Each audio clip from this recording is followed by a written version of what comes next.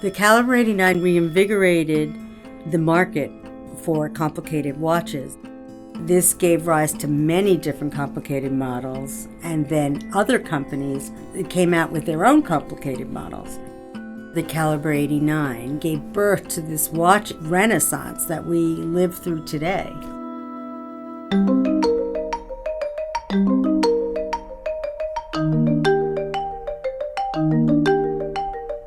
The Calibre 89 was created for the 150th Jubilee anniversary of Patek Philippe.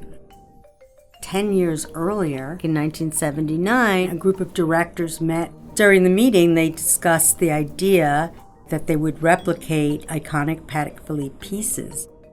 They were very interested in the Henry Graves super complication made in 1933.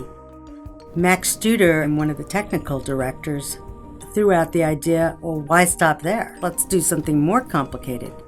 The gauntlet was thrown down and the planning began.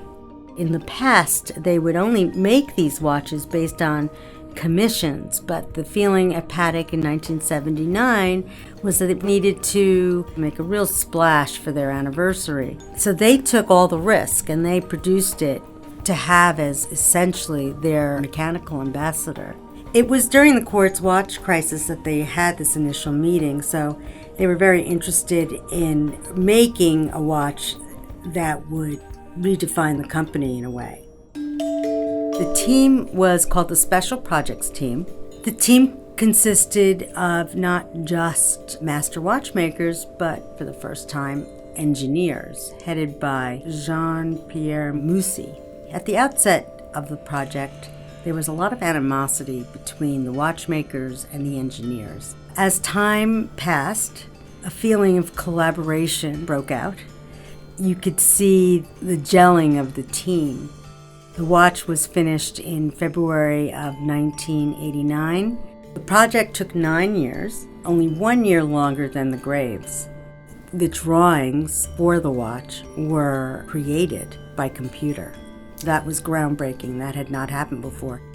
The Calibre 89 ultimately included 33 complications, 9 more than the Henry Graves super complication. They developed a very interesting complication, which was the date of Easter, based on the lunar calendar, which makes it very difficult to predict.